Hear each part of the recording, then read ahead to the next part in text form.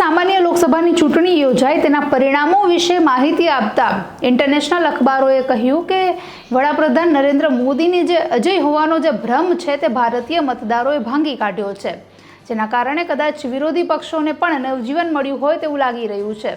ઇન્ટરનેશનલમાં મોટા અખબારો જેવા કે ન્યૂયોર્ક ટાઈમ્સ, વોલ સ્ટ્રીટ અને વોશિંગ્ટન પોસ્ટ જેવા અખબારોમાં આ સમાચારોને મોટે પાયે ચમકાવવામાં આવી રહ્યા છે। નમસ્કાર, ટકાટક મીડિયામાં આપની સાથે હું છું જાનવી।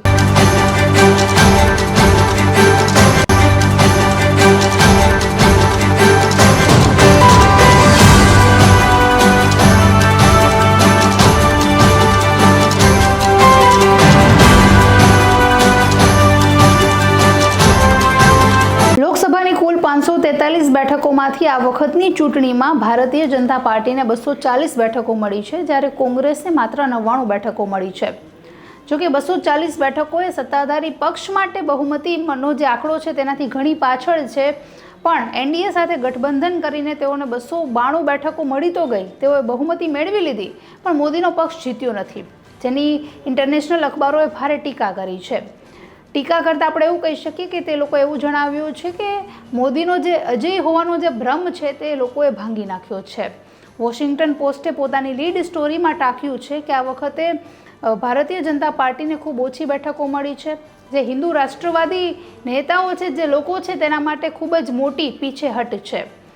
ભારતનું નામ, ભારતનું સમાનતા એટલે વડાપ્રધાન નરેન્દ્ર મોદી, આવું છેલ્લા એક દાયકાથી ચાલતું હતું, પણ આ વખતની જે વર્તમાન પરિસ્થિતિ છે તેના પરથી મતદારોએ પોતાનો અસંતોષ વ્યક્ત કર્યો છે અને જે ઘણા વખતથી વિજેતા બનતા જે નેતાઓ છે તેને ચૂંટણીમાં ઠપકાર્યા છે। વોલ સ્ટ્રીટ જર્નલે વડાપ્રધાને જે દિલ્હીના એમના વડા મથક ખાતે જે ઉજવણી કરી હતી તેનો ફોટો પોસ્ટ કરતા કહ્યું કે આ વખતે મોદીની જીત થઈ છે, પરંતુ તેઓને પીછેહટનો સામનો કરવો પડ્યો છે।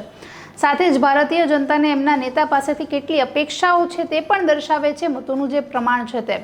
વધુમાં જણાવ્યું કે આ જે ઘટના છે, આ જે પરિસ્થિતિ ઊભી થઈ છે તેને મોદી ગંભીરતાથી લેશે કે પછી ભાગલાવાદી અને એક હથ્થુ સત્તા તરીકે તેનો ઉપયોગ કરશે, તે જોવું ખૂબ જ અગત્યનું રહેશે। ત્રણેય જે ઇન્ટરનેશનલ અખબારો છે તે ચૂંટણી પ્રચાર દરમિયાન પણ મોદીના ટીકાકાર રહ્યા છે ને જ્યારે પરિણામો સામે આવ્યા ત્યારે તેઓએ પણ આ પ્રકારનો જે લેખ છે તેમની લીડ સ્ટોરીમાં છાપ્યો છે ને સતત તેઓ ચમકાવી રહ્યા છે।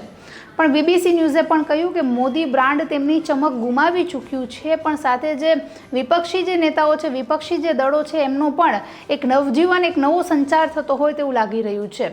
હવે આ વખતની ચૂંટણી તો ખૂબ જ રસપ્રદ રહી, પરિણામો પણ ખૂબ દિલચસ્પ રહ્યા, પણ હવે આવનારા દિવસોમાં કેન્દ્રમાં કોની સરકાર બનશે તે વાત તો નક્કી છે, પણ કયા નેતાને કયું પદ આપવામાં આવશે તે જોવું ખૂબ અગત્યનું રહેશે। નમસ્કાર।